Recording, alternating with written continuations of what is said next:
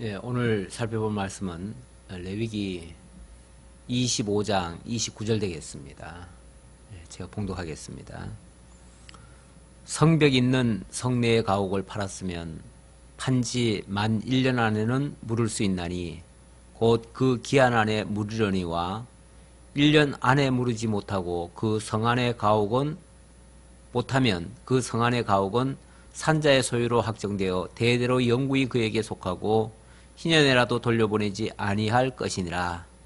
그러나 성벽이 둘리지 아니한 촌락의 가옥은 나라의 전토와 같이 물러주기도 할 것이요 희년에 돌려보내기도 할 것이니라. 레위 족속의 성읍 곧 그들의 소유의 성읍의 가옥은 레위 사람이 언제든지 물을 수 있으나 만일 레위 사람이 물으지 아니하면 그의 소유 성읍의 판 가옥은 희년에 돌려보낼지니 이는 레위 사람의 성읍의 가옥은 이스라엘 자손 중에서 받은 그들의 기업이 됨이라. 아멘. 네, 우선 33절까지 봉독해 드렸습니다. 예, 지난 주간에 안식년과 희년에 대한 규례를 말씀드렸죠.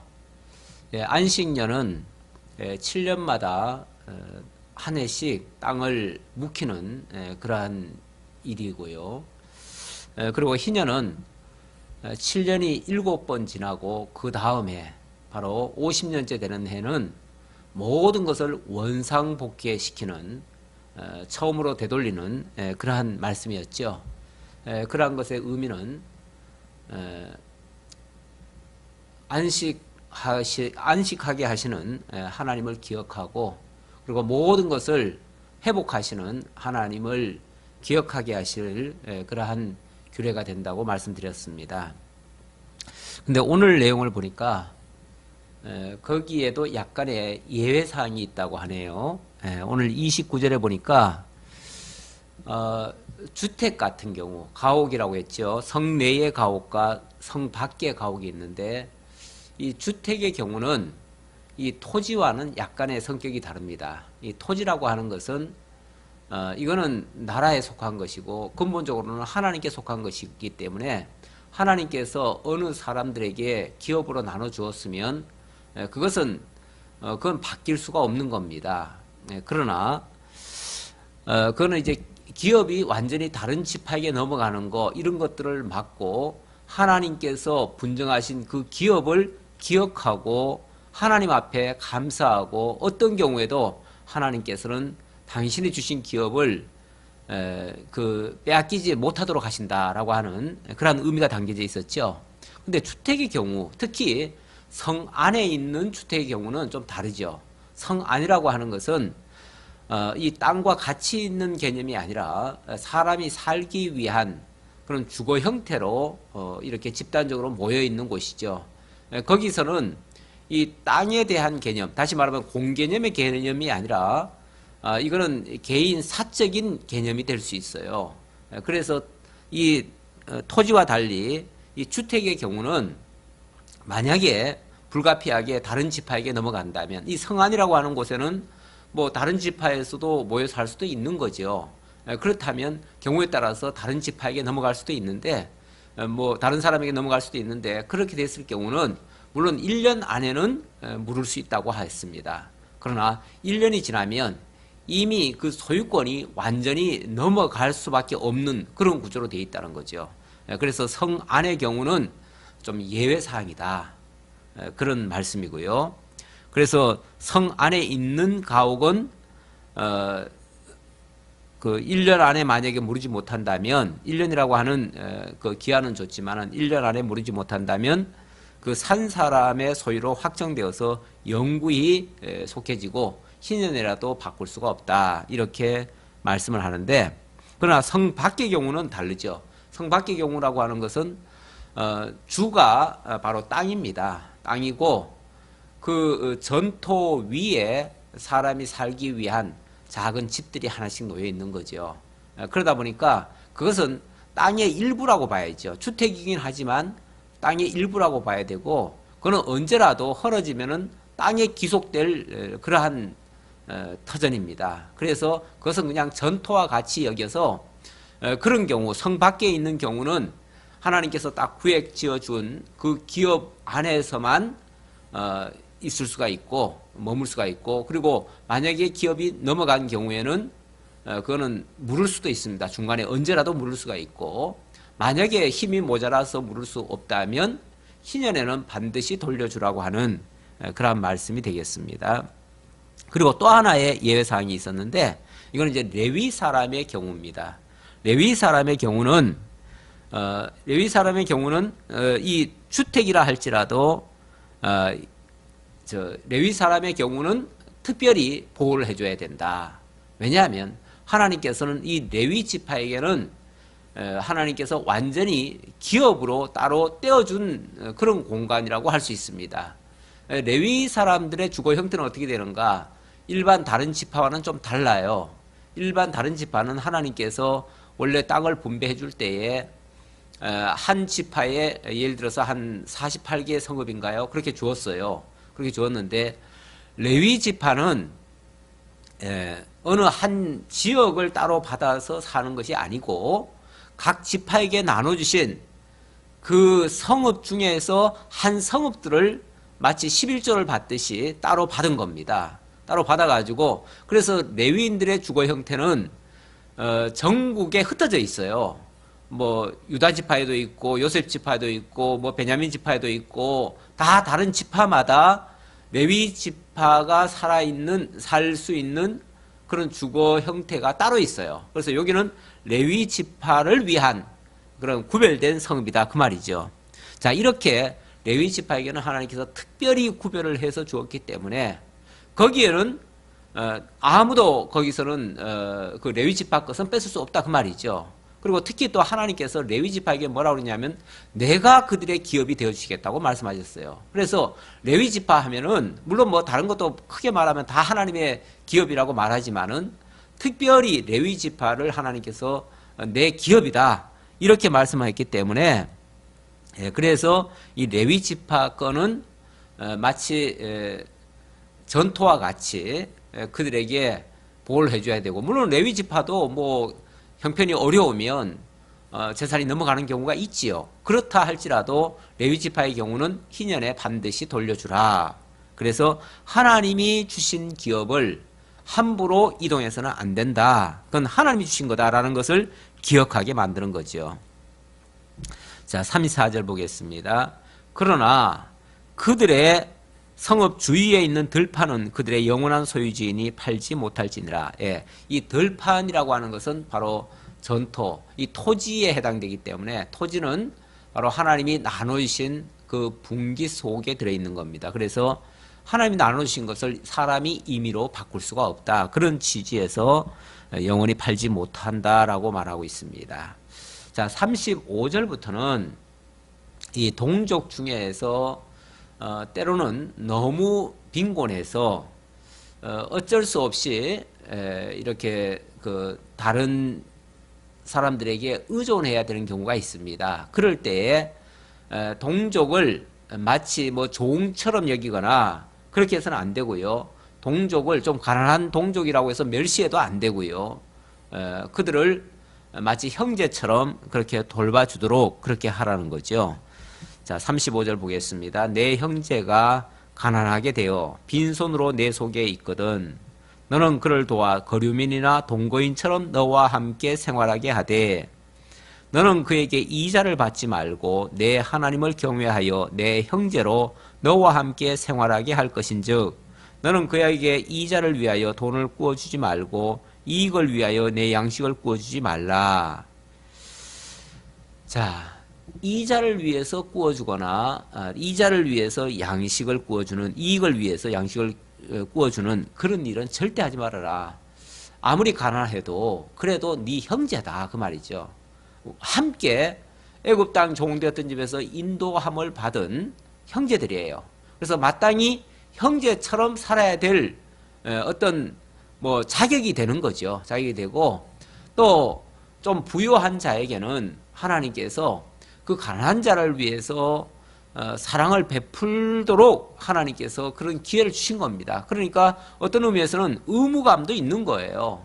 마땅히 형제된 의무를 다 해야 되는데 그 형제된 의무는 뭐냐면 그 가난한 형제들을 그 이웃처럼 여기지 말고 남처럼 여기지 말고 동거인처럼 여기지 말고 물론 뭐 가족은 아니니까 동거인이라고는 할 수 있겠지만 그래도 마치 형제를 대하듯이 그들이 무엇인가 필요하다면 그들을 위해서 이 손 내미는 것을 아끼지 말아라. 그런 의미죠. 왜 그렇게 해야 되는가? 그 이유는 38절에 나옵니다. 38절. 나는 너희의 하나님이 되며 또 가나안 땅을 너희에게 주려고 애굽 땅에서 너희를 인도하여 낸 너희의 하나님 여호와이니라. 예, 하나님께서 저들의 하나님이 되고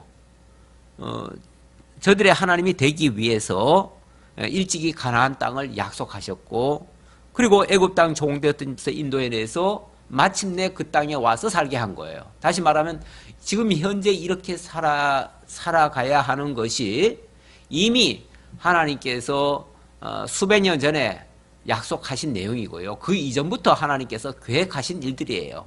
그래서 하나님이 작정하시고 계획하시고 이제 이 민족을 훈련시켜서 약속의 땅까지 인도해 왔는데 만약에 너희들의 사정에 의해서 하나님의 뜻을 다 거스르는 그런 행동을 한다면 하나님이 그렇게 힘들여서 너희를 구원해서 이렇게 한 그 가치가 상실돼 버리잖아요. 그렇게 되면 하나님이 구원하시고 하나님이 자유케 하신 그 은혜를 저버린 행위가 되고 결국은 하나님의 그 하신 일들을 잊어버리는 이 망령된 행위가 되는 것이죠. 그래서 절대 그렇게 하지 못하도록 하기 위해서 늘 상기시키는 그러한 일들을 계속 제공하시는데 그런 것들이 바로 늘 형제들을 가난한 형제들을 옆에 두고 그들로 하여금 도와줌으로써 그것을 상기시키도록 하시는 거죠. 자, 그리고 39절로부터 이거는 이제 빈곤 정도가 아니라 조금 생활에 불편할 정도가 아니라 너무 가난해서 그야말로 남의 신세를 안 지면 도저히 살아갈 수 없는 형편에 처한 사람들. 우리가 이 도움이라고 하는 것도 아니 뭐 한두 번, 몇 번의 도움은 형제처럼 받을 수 있겠지만 매일같이 받을 수는 없잖아요.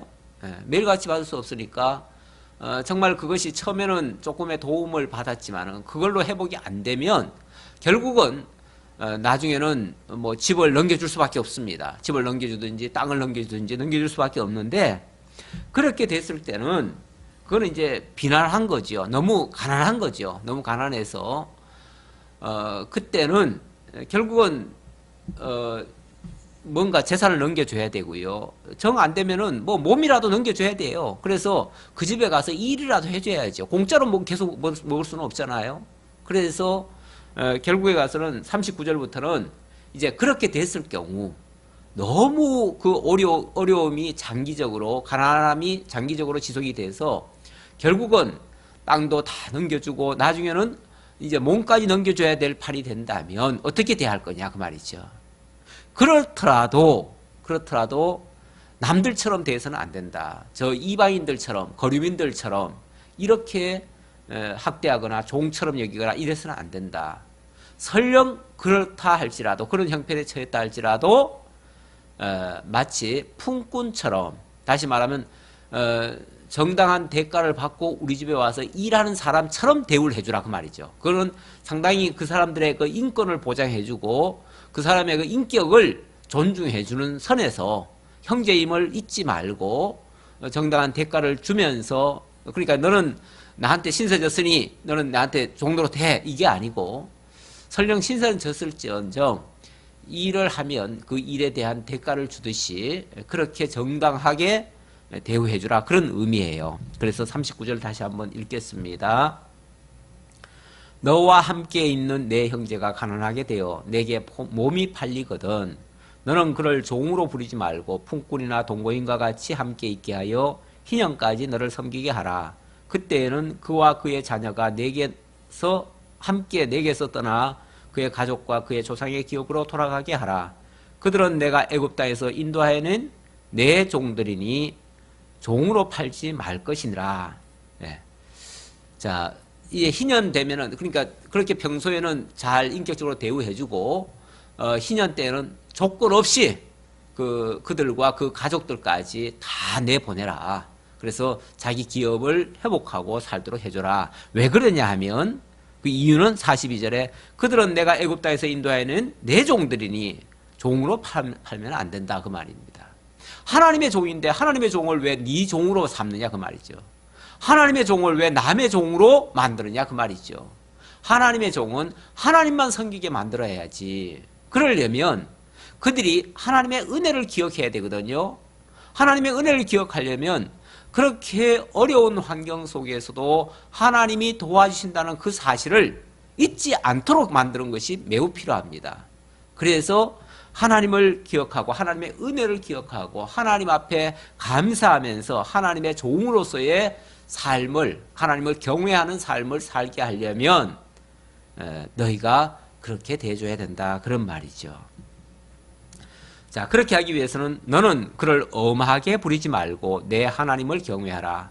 내 종은 남녀를 막론하고 내 사방 이방인 중에서 취할지니 남녀 종은 이런 자 중에서 사올 것이며 또 너희 중에 거류하는 동거인들의 자녀 중에서도 너희가 사올 수 있고 또 그들이 너희와 함께 있어서 너희 땅에서 가정을 이룬 자들 중에서도 그리할 수 있은즉 그들이 너희의 소유가 될지니라. 너희는 그들을 너희 후손에게 기업으로 주어 소유가 되게 할 것이라. 이방인 중에서는 너희가 영원한 종을 삼으려니와 너희 동족 이스라엘 자손은 너희가 피차 엄하게 부리지 말지니라. 만약의 경우 너희가 정종이 필요하다면 그런 종들은 저 이방인들 중에서는 사올 수 있다. 또 동거인들, 여기서 동거인들, 거류민들이란 말은 이스라엘 백성들이 애굽 땅에서 인도함을 받을 때에 이스라엘 민족을 따라온 사람들이 있습니다. 뭐 어찌 보면 애굽 사람일 수도 있고요. 아니면 다른 지역에서 그쪽으로 가서 종살이 하던 사람들. 이제 종이니까 이리저리 팔리다 보면은 결국 이스라엘 사람들이 사가지고 온 사람들도 있을 수 있어요. 그리고 또 이스라엘이 가나안 땅에 들어와 가지고 이제 정착을 하고 나니까요. 아무래도 이곳이 이제 안정된 땅이 됩니다. 그러다 보니까 주변에서 화치를 하고 이렇게 들어오는 사람들도 있고요. 그래서 나중에 보면은 그게 이제 말썽이 되기도 하지만은 어쨌든 그 이방인들 또는 그 곳에 머물던 그 이웃 주변 사람들이 이스라엘에 기속을 해가지고 우리가 평생 당신의 종이 되겠습니다 해가지고 기도 뚫고 그래서 완전히 종이 되겠다고 온 사람들이 있어요. 그런 사람의 경우는 뭐 그거는 이제 어찌 보면 그 당시의 종의 개념은 이 재산과 같은 개념이에요. 그러다 보니까 대대로 이 영원히 종살이를 시킬 수가 있지요. 그런 경우는 예외고요. 자기 동족은 아무리 어려운 형편에 처했다 할지라도 절대 그렇게 해서는 안 된다. 종처럼 대하면 안 되고 형제처럼 대해야 된다. 그런 뜻이죠. 자, 그 다음 47절부터 55절 마지막 절까지는 동족이 이방인에게 속량이 되는 규례를 명하시는데요. 이거는 물론 뭐 가정이지만은 이스라엘 민족 중에서도요. 원래는 뭐 자기 동족들한테도 종이 되면 안 돼요. 그런데 이 사정이라는 것은 이 어려움이 자꾸 지속이 되다 보면요. 그게 달하면 어디까지 가냐면 결국은 손을 내밀지 말아야 될 곳에까지 손을 내밀 수가 있어요. 그게 쉽게 말하면은 이방인들에게까지 신세를 지는 거죠. 쉽게 말하면은 자기들을 따라왔던 거류민들에게 오히려 신세를 지는 경우도 있을 수가 있어요. 그렇게 되어지면 그 거류민들이 나중에는 주인이 돼버리고 이스라엘 민족이 오히려 그들의 종이 될 수도 있어요. 이거는 뭐 원칙적으로는 안 되는 얘기인데 이 재산이라고 하는 거, 이 돈 문제라고 하는 건요. 어느 순간에 그 코에 꿰일 수도 있어요. 뭐 때로는 사기를 당할 수도 있겠고요. 어쨌든 불가피한 경우에 이방인의 종이 되는 경우도 있을 수 있습니다. 그런데 만약에 그렇게 된다면 그 사람은 어쩔 수 없이 그렇게 됐다 할지라도 그 주변에 있는 사람들이 그걸 내버려 두면 안 됩니다. 그런 경우는 뭐 형제나 또는 사촌이나 또는 친척이라도 가서 반드시 물어줘야 됩니다. 물어주고라도 데려와야 돼요. 뭐 대가를 많이 요구하면 그걸 주고라도 데려와야 돼요. 이방인들은 또 무자비 할 수 있으니까 때로는 무리한 요구를 할 수도 있지만, 그래서 아예 이스라엘의 법을 그렇게 만들어 놓는 거지요. 만들어 놔가지고 어떤 경우에도 이방인의 종이 돼서는 안 되지만, 만약에 불가피하게 그렇게 됐다면 속히 친지나 누군가가 그들을 다시 물어서 데려올 수 있도록, 그래서 기업을 되찾을 수 있도록 이렇게 하라 그 말이에요. 자, 47절부터 다시 보겠습니다. 만일 너와 함께 있는 거류민이나 동거인은 부유하게 되고 그와 함께 있는 내 형제는 가난하게 되므로 그가 너와 함께 있는 거류민이나 동거인 또는 거류민의 가족의 후손에게 팔리면 그가 팔린 후에 그에게는 속량받을 권리가 있나니 그의 형제 중 하나가 그를 속량하거나 또는 그의 삼촌이나 그의 삼촌의 아들이 그를 속량하거나 그의 가족 중에 그의 살부치 중에서 그를 속량할 것이요, 그가 부유하게 되면 스스로 속량하되 자기 몸이 팔린 해부터 희년까지를 그 산자와 계산하여 연수를 따라서 그 몸의 값을 정할 때에 그 사람을 섬긴 날을 그 사람에게 고용된 날로 여길 것이니라.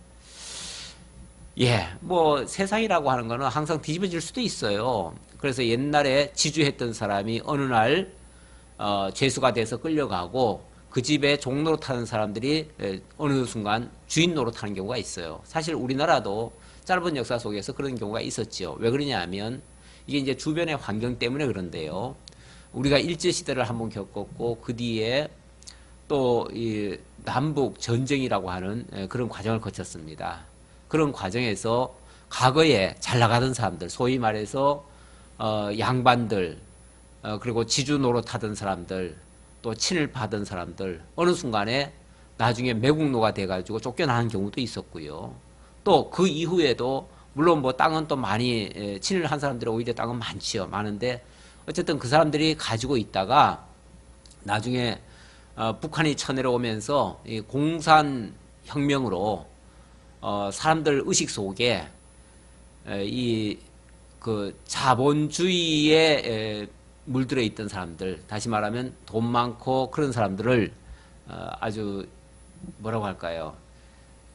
마녀 사냥하듯이 그들을 내쫓아 버렸죠. 내쫓아 버리고 그 집에 종로로 타던 사람들이 어느 순간에 그 주인을 제거하고 그리고는 그 오히려 재산을 착취하고 빼앗아 가지고 나중에 부자가 된 경우가 있어요.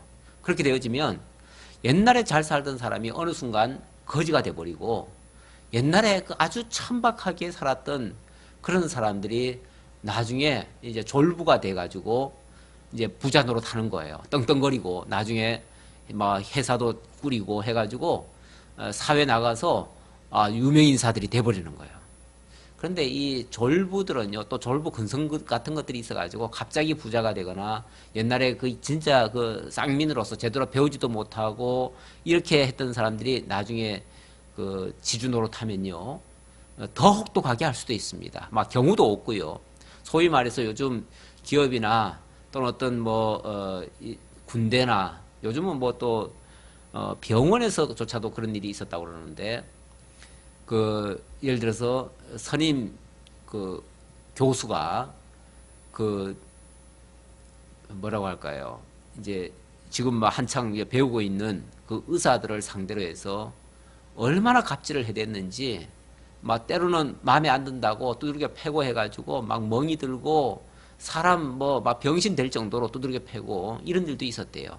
그런데 그래도요, 을의 위치에 있기 때문에 나중에 불이익 당할까봐 항변도 제대로 못하고요. 설령 막 정말 용기를 내고 모든 걸 다 포기할 각오로 이렇게 호소를 하면 그게 또 신청이 되는가? 안 들어줘요. 들어주지도 않고 오히려 그렇게 했던 사람들한테 찍혀가지고 자기만 낭패를 당하고 그 시정이 안 되는 거예요. 이런 일들이 그동안 너무 비일비재했대요. 군대에서도 상급자에게 그렇게 막 항변하다가 참 두드려 맞아 죽은 경우도 있고요. 예. 근데 뭐 군대에서 말은 그렇게 하지요. 왜 그렇게 그렇게 하다가 너무 억울해가지고 자살하는 경우가 많잖아요. 군대에서 자살하는 경우가 많은데 아니 왜 자살할 때까지 말을 못했냐 그러면은 말을 해도 이게 뭐 들어먹어야죠. 뭐가 바뀌어야죠. 바뀌기는 고사하고 오히려 그거 고발했다는 이유로 해가지고 더 이상한 사람 취급당하고 전체에게 몇 사람에게 구박받다가 나중에는 전체 왕따가 돼가지고 정말 더 견딜 수가 없다는 거죠. 그래서 결국은 호소하다가 안 되니까 나중에는 죽음으로써 이걸 알려야 되겠다 하고 그래서 자살한 경우가 많다는 거죠. 그 세상에서도 그 조금 뭐 돈 조금 벌었다고 해가지고 갑자기 졸부되는 사람들이 있잖아요. 그런 사람들이 그 정말 자기들 옛날 그 사정은 생각 안 하고 그 아르바이트나 또는 뭐 이렇게 입사한 그런 직원들을 상대로 해가지고 그 자기 지위를 이용해가지고 때로는 성희롱이나 성폭행이나 또는 뭐 또 돈도 제대로 안 주고 이렇게 아주 괴롭힌 경우가 너무나 많잖아요. 요즘 뉴스에 많이 나오잖아요. 예, 바로 그런 뜻이죠. 그런 뜻. 다시 말하면 세상이 뒤집어진 거예요. 이스라엘 민족이 당연히 자유자고 어디에도 종노릇하지 않는 하나님께만 종노릇하고 자유자로서 그렇게 살아야 되는데 너무 경제적으로 쫓기다 보면 경우에 따라서 이방인들에게까지 종노릇할 수도 있다 그 말이에요. 이렇게 뒤집어졌을 경우 속히 그 문제에서부터 빨리 해방을 시켜줘야 된다. 안 그러면 하나님의 은혜를 잊어버리고 나중에 가면 하나님이 조롱거리가 될 수도 있어요. 저 이방인들한테. 이방인들은 제대로 하나님 믿지도 않는 사람들인데 그들이 하나님 믿는 자들을 가지고 그렇게 괴롭히고 힘들게 하면 하나님 믿는 자들도 하나님 앞에 하나님의 그 은혜를 잊어버리는 결과가 될 수 있고요. 또 저 안 믿는 자들은 하나님 믿는 사람들을 우습게 여길 수가 있고요. 하나님까지 모욕할 경우가 있지요. 그래서 이런 경우를 빨리 해소하라 그런 의미예요. 자, 그 다음 53절 주인은 그를 매년의 사꾼과 같이 여기고 내 목전에서 엄하게 부리지 말지니라. 그가 이같이 속량되지 못하면 희년에 이르려는 그와 그의 자녀가 자유하리니 이스라엘 자손은 나의 종들이 됨이라. 왜 그렇게 해야 되는가? 이스라엘 자손은요 그들의 종이 될 수가 없어요. 왜냐하면 이미 먼저 하나님의 종이 됐어요. 하나님의 종이 됐기 때문에 이스라엘 민족으로서는 마땅히 섬김의 대상이 하나님이어야 하고 하나님만을 경외해야 되고 하나님의 은혜만을 깨닫고 살아야 돼요. 그런데 이런 식으로 저 이방인들 거류민들에게 지배를 당하게 되어지면 그 모든 것들이 다 상실이 되어져 버려요. 하나님의 그 은혜를 잊어버리는 결과가 되어져 버려요. 그래서 그걸 못하게 하려고 이렇게 보호하는 그런 규례를 주시는 거죠. 그들은 내가 애굽 땅에서 인도하여 낸 내 종이요 나는 너희의 하나님 여호와이니라. 그래서 이 사실을 명심하라고 다시 한번 강조합니다. 자, 그래 놓고 26장으로 넘어갑니다. 26장 조금만 더 하겠습니다. 자, 26장은요, 이제 모든 성결 규례를 이제 마무리 짓는 그런 단계에 와 있습니다. 자, 아무래도 이렇게 규례들을 다 선포를 했으니까, 이제는 그 규례가 그 백성들에게 어떻게 적용되어지느냐, 그걸 이제 우리식으로 말하면 그 규례에 대해서 어떻게 우리가 순종하거나 또는 불순종하느냐 이런 차원이죠. 그 규례의 준행 여부에 따라서 이제 앞으로 하나님께서 예정하신 복과 저주가 임할 것을 예고해 주시는 그러한 내용이 되겠습니다. 그런데 여기서 한 가지 우리가 좀 주의해야 될 부분이 있어요. 여기에서부터는 그리하면 또는 뭐 준행하면 내 계명을 준행하면 뭐 이런 표현들이 많이 나오는데요. 여기서 이 준행하면 이게 이제 언뜻 들으면 그냥 단순한 조건문 같잖아요. 그런데 이 원문의 뜻은요 어떤 동기나 목적을 가지고 있어요. 그것이 그냥 막연하게 네가 잘하면 해주겠다 그게 아니라 그 해주기 위한 목적에서 이렇게 요구하신다 그 말이죠. 그러다 보니까 이 가정문으로 그리하면으로 이해할 것이 아니라 먼저 하나님의 그 목적을 먼저 살펴야 돼요. 하나님의 목적을 살핀다면 하나님이 무엇을 하기 위해서 또 어떻게 되기 때문에 뭐 이렇게 이해를 하는 것이 더 맞는 거죠. 그래서 물론 뭐 이 단어적으로는 이게 조건문이 맞아요. 조건문이 맞지만은 그러나 이것이 가리키는 그 의도가 있기 때문에 목적격으로 봐야 된다는 거죠. 목적격으로 본다면 결국 이거는 준행을 조건으로 하는 복과 저주의 명령이 아니라 하나님이 여호와이심을, 여호와 되심을 가리켜주고 그리고 지켜 행하게 함으로써 복을 받게도 하시고, 만약에 그렇게 하지 못할 때는 하나님께서 저주하신다고 하는 그러한 언약의 말씀이 되는 거죠. 이것이 조건문이냐 이게 하나님의 언약이냐, 이거의 차이는요, 언약이라면은 나중에 반드시 그렇게 되어질 것을 전제하고 하는 말이에요. 그리고 이 조건이라고 하는 거는요, 그건 상황 따라 항상 가변이에요. 가변이니까 나중에 그렇게 된다는 보장이 없어요. 그 차이가 있죠. 그래서 이 일들은 하나님이 장차 이루실 일들인가 아니면은 우리 하기 나름인가, 이 차원이죠. 만약에 이것을 조건문으로 본다면 결국 우리 하기 나름이라고 이해하는 것이고요. 이것을 하나님의 언약으로 본다면 그것은 우리가 뭐 어떤 결과를 행하기는 하겠죠. 우리가 어떤 뭐 예를 들어서 순정을 하거나 순정을 하지 않거나 준행을 하거나 준행하지 않거나 그런 경우는 있겠지만은 그 과정이 그렇다 할지라도 결국 하나님의 뜻이 먼저가 되는 거죠. 하나님의 뜻이 먼저가 되고 하나님의 뜻은 반드시 이루어지는 거죠. 그렇다면 하나님의 뜻이 이루어지는 과정에 우리가 어떻게 쓰임 받느냐, 이 차원이죠. 다시 말하면 내가 함으로써 어떤 결과가 만들어지느냐 아니면은 하나님이 하시는 일에 내가 어떻게 쓰임 받느냐, 이 차원이죠. 이런 차이점이 있는 거예요. 그거를 잘 이해한다면 이 성경은 분명히 나중에 가보고 뒤에도 보면은 이것은 언약이라고 돼 있습니다. 9절에도 먼저 잠깐 한번 살펴보면요, 9절에도 9절부터 잠깐 한번 보면요, 내가 너희를 돌보아 너희를 번성하게 하고 너희를 창대하게 할 것이며 내가 너희와 함께 한 내 언약을 이행하리라. 여기 분명히 언약이라고 했잖아요. 그러니까 이것은 단순히 내가 너희들에게 명령하는 조건문에 대해서 그 결과에 따라 내가 어떻게 하겠다고 하는 당신의 의지보다는 당신의 그 어떻게 보면 나중에 너들 봐가면서 해주겠다는 뜻이 아니고, 오히려 하나님의 계획이 먼저 이렇게 세워져 있고 이걸 내가 너희들에게 이렇게 언약했으니 너희는 순종을 해야 마땅하지 않느냐라는 말씀이라는 거죠. 그런 의미로 이해하시고, 그리고 이제 본문을 조금 살펴보도록 하겠습니다. 먼저 26장 1절로 2절에서는 자, 하나님의 뜻을 순종하려면 먼저 하나님이 어떤 분인지 알아야 될 것이고, 하나님을 깨닫고 하나님을 섬기는 그리고 경외하는 그런 자세가 먼저 돼 있어야죠. 그래서 먼저 그런 자세부터 갖추라고 하시는 그러한 말씀인데, 어떤 자세를 갖춰야 되는가? 그 자세를 갖추려면 하나님 외에는 다른 신이 있으면 안 돼요. 그래서 오직 하나님만이 절대 주권자이시고 대주제이심을 깨달아야 돼요. 그리고 오직 하나님의 말씀만을 들어야 돼요. 그러려면은 하나님만을 경외하려면 하나님 외에 다른 신을 두어서는 안 될 것이고요.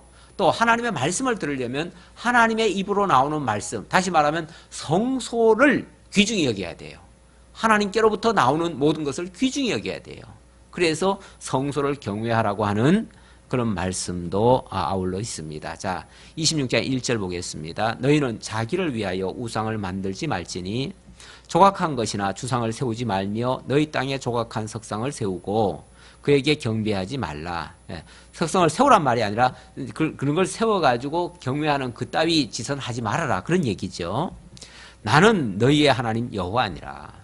너희의 하나님은 나 여호와밖에 없어. 그리고 천재 대주제도 나밖에 없어. 이 모든 역사를 주관하고 다스리는, 그리고 생사화복을 만드는 자는 나야. 그러니까 나 외에 다른 신 두지 마라, 그 말이죠. 너희는 내 안식일을 지키며 내 성소를 경외하라. 나는 여호와니라. 그리고 하나님을 경외하려면 하나님의 말씀을 들어야 돼요. 하나님의 말씀을 들으려면 안식일을 지켜야 돼요. 안식일을 지키면서 성소에서 나오는 하나님의 말씀을 듣고 그 말씀대로 살아가는 그러한 준비 자세가 돼 있어야 그 다음에 뭐 하나님을 뭐 말씀을 준행하거나 준행하지 않거나 뭐 이런 일들이 그 다음에 일어나는 일들이죠. 결국 하나님을 어떻게 아느냐, 하나님의 말씀을 어떻게 듣느냐에 따라서 그 결과가 달라질 것이라고 하는 말씀이 되겠습니다. 자, 그리고 3절부터는 이제 하나님의 말씀을 준행한다는 걸 전제 조건으로 해서 이제 하나님이 어떤 복을 주실 것인가에 대한 그러한 약속의 말씀이에요. 그러니까 이것도 결국은 언약이죠. 언약인데 다만 우리가 너희가 이렇게 하면 내가 이렇게 주겠다가 아니라 하나님이 이런 계획을 가지고 있는데 이런 복을 주실 계획을 가지고 있는데 너희가 순종할 때에 이런 복이 임할 것이다. 그런 말씀이죠. 앞뒤가 똑같다고요? 같은 말이라고요? 같은 말 같지만은 하나는 목적이 있는 말이고요. 하나는 목적이 없는 말이에요. 그러니까 하나는 하나님께서 필연적으로 그렇게 해가신다는 뜻이고요. 하나는 우리 행함에 달려 있는 거예요. 우리 하기 나름이에요. 인간 하기에 달려서 하나님은 끌려다니시는 거죠. 인간의 행위에 하나님이 끌려오는 거죠. 이걸 인본주의라고 할 수 있고요. 하나님이 먼저 주도적으로 하시는 일에 인간이 참여하는 것은 그거는 신본적이죠. 그건 신본주의예요. 그 차이가 판이하게 다릅니다. 자, 3절부터 5절까지 보겠습니다. 하나님이 이 율법을 준행할 때 어떤 복을 주시는가? 첫 번째 그 복의 내용을 보니까 너희가 내 규례와 계명을 준행하면 내가 너희에게 철따라 비를 주리니 땅은 그 산물을 내고 밭의 나무는 열매를 맺으리라. 너희의 타작은 포도 딸 때까지 미치며 너희의 포도 따는 것은 파종할 때까지 미치리니 너희가 음식을 배불리 먹고 너희의 땅에 안전하게 거주하리라. 일단은 이 세상에 필요한 것으로 하나님께서 풍족하게 채워주시겠다 그 말이죠. 특히 옛날에 농업 시대라면은 뭐 가장 큰 이 물질적인 복이 바로 그 농산물들 아닙니까? 그런데 그 농산물들을 위해서 하나님께서 철따라 비를 주고 또 땅은 산물을 내게 하고 또 나무는 열매를 맺게 하고 또 타작마당에는 포도가 넘치도록 그렇게 하시겠다. 그렇게 되어지면은 풍요롭고 정말 행복한 그런 삶을 즐길 수 있겠지요. 그렇게 해주시겠다는 거예요. 자, 그리고 6절로부터 9절까지에서는 또 그 다음 단계가 이렇게 예를 들어서 농사도 잘 되고 다 잘 됐어요. 소위 말해서 하나님이 만들어 놓은 이 창조물들은 너무나 풍요를 우리에게 안겨줘요.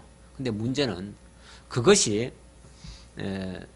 우리가 누리고 싶다고 해서 누려집니까? 예를 들어서 적이 맨날 위협을 하고 침략을 해 들어온다. 그럼 어떻게 되겠어요? 그러면은 다 빼앗기는 거죠. 내가 기껏 농사 지어놓고 다 남들이 가져가는 거죠. 나중에 그 저주받을 때 보면요. 기껏 농사 지은 것을 실컷 농사 지어놓고 먹어도 못 보고 구경도 못하고 죽임 당하거나 내쫓김 당하거나 그래가지고 그것은 다 원수들의 것이 될 수도 있어요. 그럼 말짱 도루묵이죠. 그래서 이 농사도 잘 돼야 되겠고요. 이렇게 뭐 물질적인 복도 많이 누려야 되겠지만 무엇보다도 안정이 보장이 돼야지요. 평화가 보장이 돼야지요. 적들이 쳐들어오면 안 되는 거죠. 설령 쳐들어온다면 그들을 다 물리쳐내야 되는 거죠. 그래서 이 평화를 보장해 주는 거, 이것이 또 하나님의 은혜임을, 하나님이 주시는 복임을 또 소개하고 있습니다. 6절입니다. 내가 그 땅에 평화를 줄 것인즉 너희가 누울 때 너희를 두렵게 할 자가 없을 것이며 내가 사나운 짐승을 그 땅에서 제할 것이요 칼이 너희의 땅에 두루 행하지 아니할 것이며 너희의 원수들을 쫓으리니 그들이 너희 앞에서 칼에 엎드려질 것이라. 또 너희 다섯이 백을 쫓고 우선 거기까지 잠깐 봅시다. 자, 일단은 정말 하루 종일 열심히 일하고 저녁이면 평안히 쉴 수 있는 그런 공간이 있고요. 잠자면서 두려움에 떠는 일이 없다면 정말 행복한 겁니다. 그런데 자나깨나 걱정이에요. 곧 원수들이 쳐들어올 것 같아요. 그러면 농사 지을 마음이나 나겠습니까? 일하고 싶은 마음이 나겠습니까? 이거 위험에 닥치면 어디로 도망가지? 땅굴을 파야 되는 거 아니야? 뭐 엉뚱한 생각하는 거죠. 지금으로 말하면은 야 이거 뭐 북한이 막 곧 천으로 온다는데 저렇게 뭐 미국은 뭐 곧 침략할 것 같고 침략하면은 뭐 곧 이제 전쟁이 터질 것 같고 이 전쟁이 터지면은 이 한반도가 이 지정학적으로 보면은 주변 열강들이 다 지금 한반도를 둘러싸고 있거든요. 만약에 여기서 북한하고 우리가 전쟁이 붙는다면요. 이거는 그냥 단순한 남북 간의 전쟁이 아닙니다. 여기는 필히 미국이 참여할 것이고요. 또 그러면 중국이 가만히 있나요? 중국 참여할 것이죠. 중국까지 참여하면 일본이 또 가만히 있나요? 일본 참여하죠. 일본 참여하면 또 러시아는 가만히 있나요? 러시아도 또 참여하죠. 결국 세계 최강대국들이 다 참여해서 전쟁하게 되어지면 결국 우리 땅은요. 우리 땅은 완전히 세계 대전의 전장터가 되는 거예요. 그러면은 피해는 누가 봅니까? 저 2억 마일이 떨어져 있는 미국이 보겠습니까? 저 바다 건너 있는 일본이 피해 보겠습니까? 저 완전히 저 북방에 따로 뚝 떨어져 있는 러시아가 피해 보겠습니까? 안 봐요. 물론 뭐 그들 중에서 군인들은 조금 뭐 이뤄지겠지만 그 정도 피해는 피해도 아니죠. 우리는 완전히 이 땅이 회복 불능 상태로 빠질 초토가 돼버리죠. 만약의 경우 핵이라도 하나 터져보세요. 이 조그만 나라에 핵 하나 터지면요. 이 땅은 아예 불모지 땅이 돼버리는 거예요. 여기에 뭐 몇 사람 죽는다 이 정도가 아니고요. 아예 이 땅은 생명체 자체가 사라져버려요.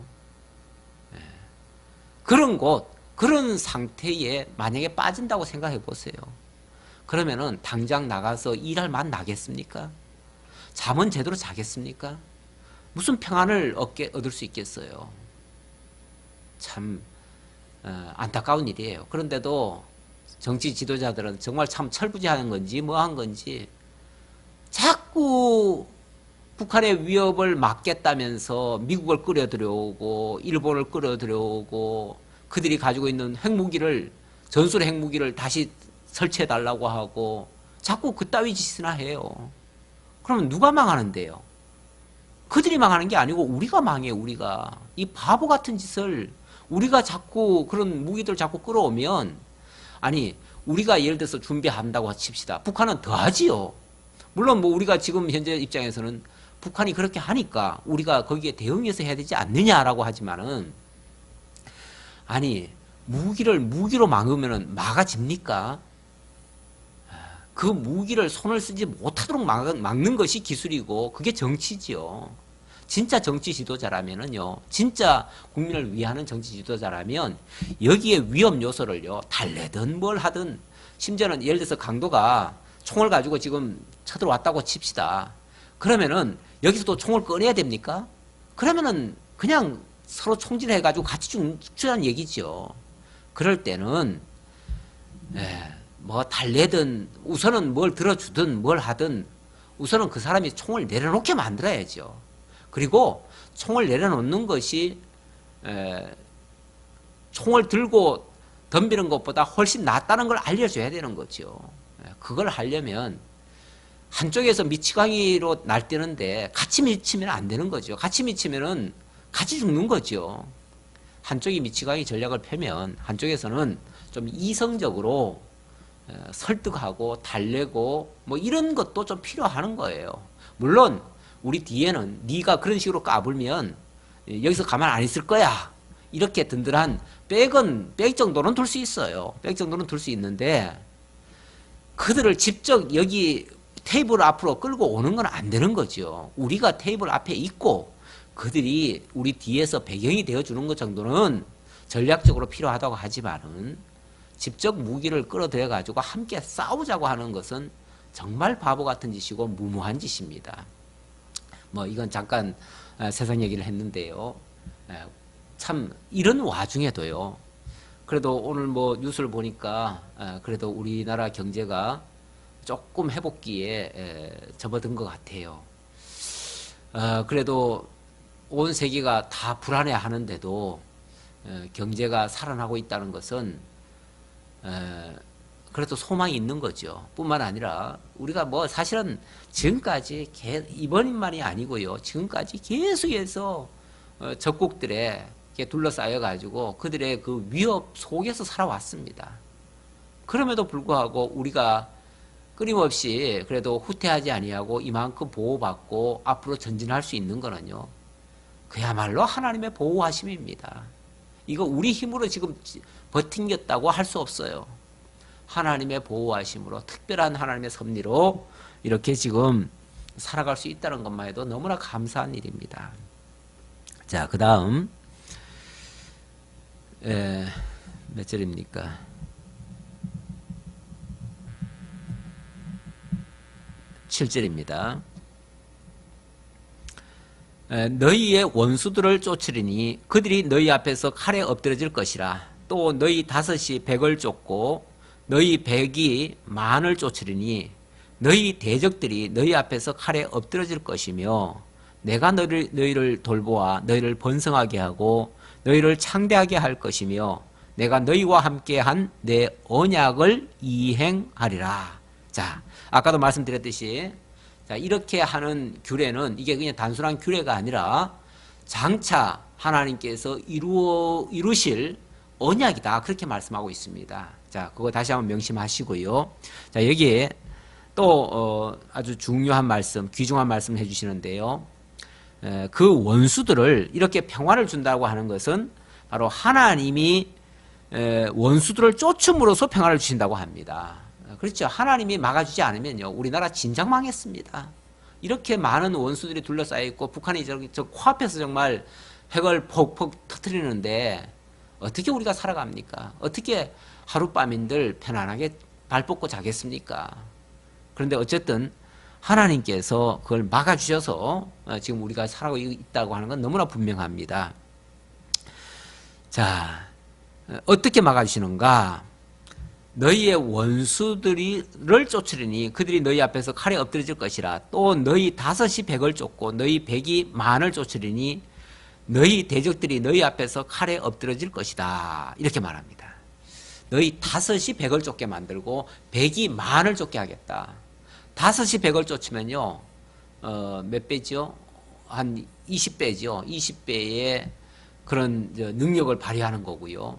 백이 만을 쫓는다 그러면은 이건 100배가 되는 거죠. 100배나 뭐 우리 흔히 이제 30배, 60배, 100배 그런 얘기 하시는데 정말 대적을 물리치는데도 30배, 60배, 100배의 위력을 발휘할 수 있도록 하나님이 하시겠다는 거예요. 하시는데 이게 이제 하나님의 약속의 말씀인데 우리가 진짜 하나님을 믿는 백성이라면요, 좀 이렇게 믿고 사셔야 돼요. 이렇게 못 믿는 거는 정말 믿음 없는 말들이에요.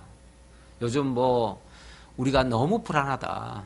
북한은 저렇게 막 핵을 쏴대는데 우리는 이렇게 무기가 없어서 어떻게 하냐. 그래서 미국 보고 전술핵도 좀 갖다 달라. 지금도 사실은 핵 우산 아래에 있거든요. 미국 핵이 우리 뒤에 든든히 받쳐주고 있어요.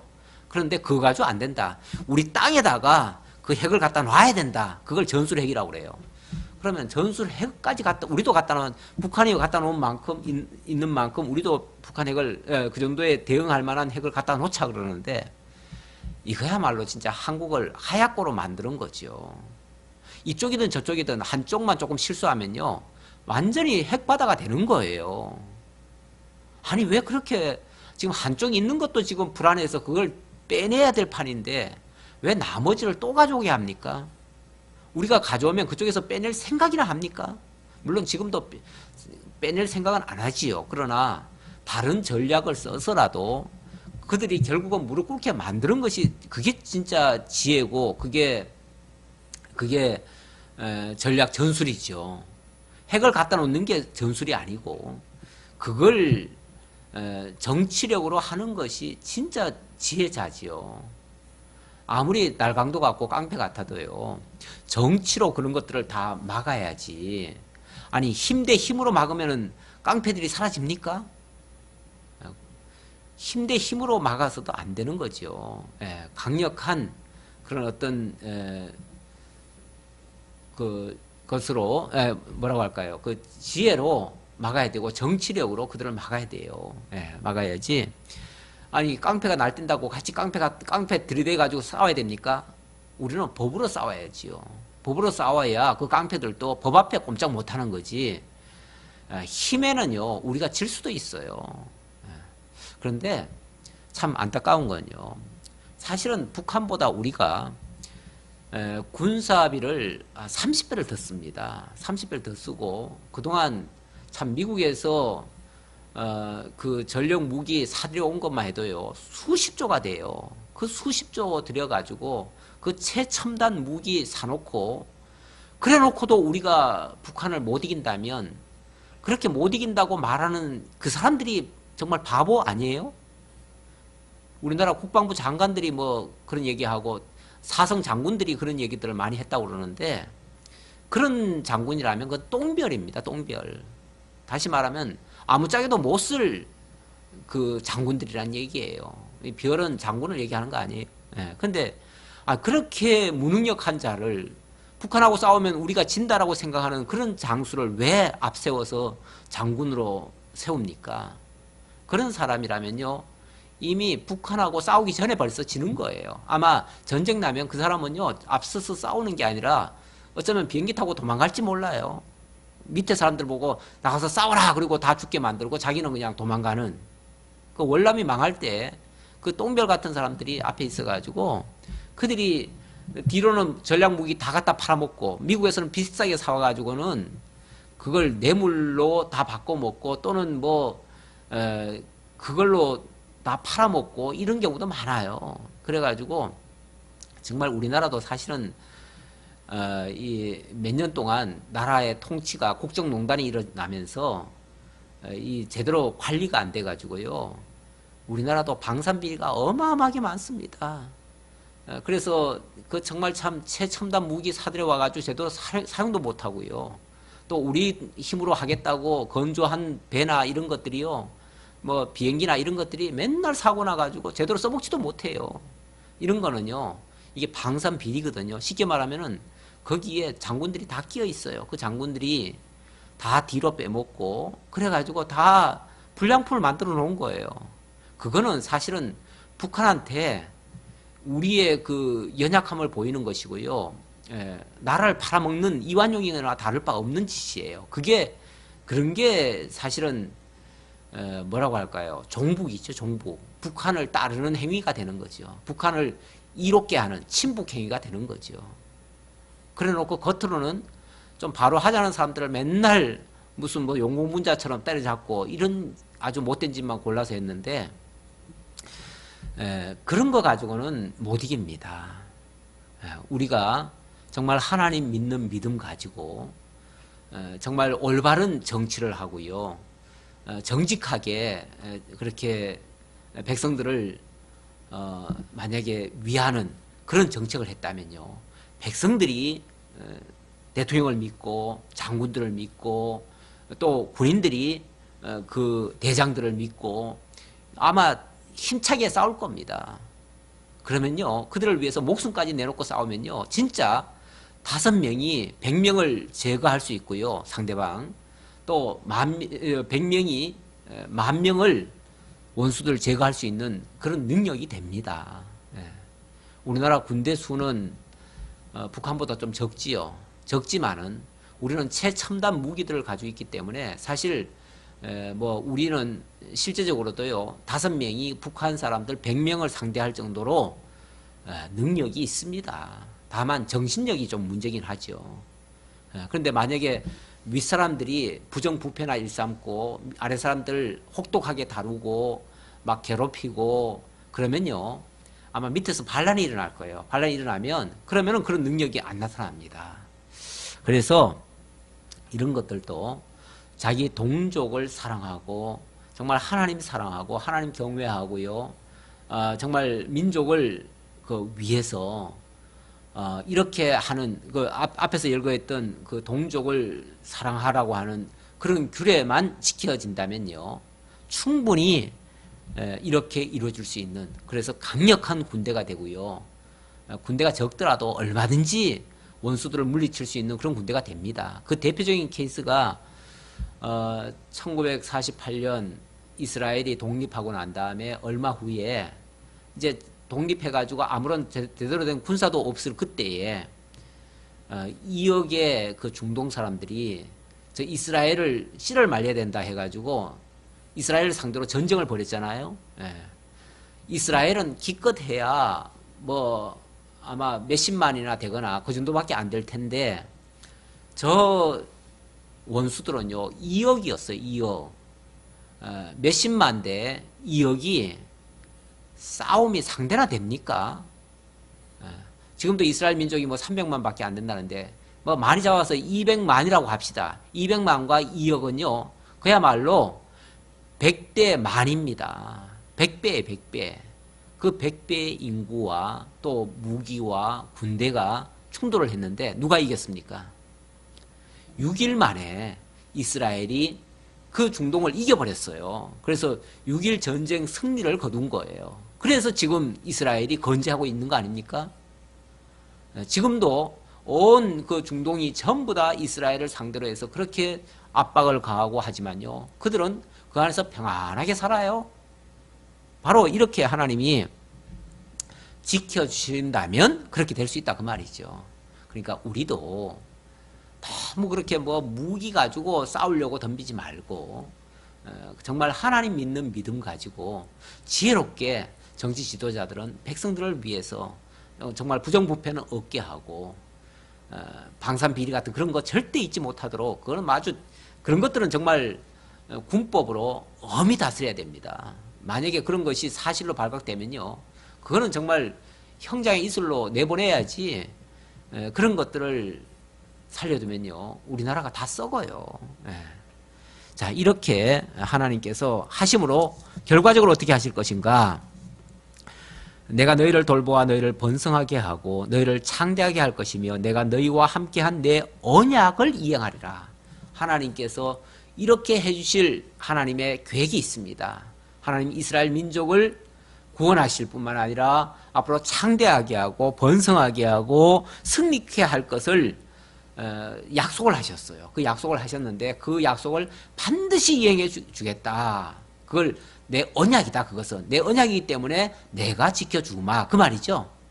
그런데 거기에 이제 단 한 가지 뭐 이걸 굳이 조건이라고 말한다면 거기에 너희가 순종을 해라. 내가 이렇게 해줄 테니 순종해라 그 말이죠. 다시 말하면은 네가 이렇게 해야만 내가 이렇게 해줄 수 있다가 아니라 내가 이렇게 해주려고 하니 너희가 순종해라 그 말이죠. 그러니까 하나님의 목적이 먼저고 우리의 조건이 그 이후에 들어가는 내용이 되겠습니다. 어쨌든 우리 하나님은 이런 원대한 계획 속에 우리를 사랑하시고 우리를 지켜주시려고 계획을 세우시고 언약하신 후에 우리 보고 순종하라고 말씀하십니다. 기도하겠습니다. 아버지 하나님 감사합니다. 하나님께서 저희들에게 베푸신 은혜가 너무나 크고 또 감사합니다.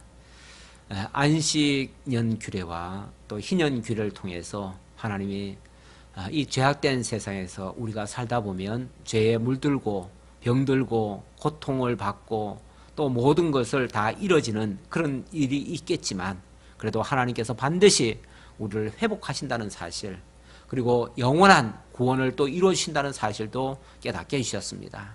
그리고 이 언약을 우리가 지킬 때에 하나님께서 또 우리에게 평화도 주시고 모든 것을 창대케도 하시고 또 모든 것을 보호해 주신다는 이러한 약속도 해주셨습니다. 이것이 하나님의 앞으로 이루실 그 장차 언약이라고 말씀하셨고 그 언약에 우리를 참여케 하시려고 우리로 하여금 하나님이 여호와 되심을 믿고 하나님이 천지의 대주제이심을 깨닫게 하시고 또 그분만을 믿고 경외할 수 있도록 인도해 주셔서오니 너무나 감사합니다. 이 믿음 끝까지 지켜가는 저희 모두가 되게 하옵소서. 예수님의 이름으로 기도하옵나이다. 아멘.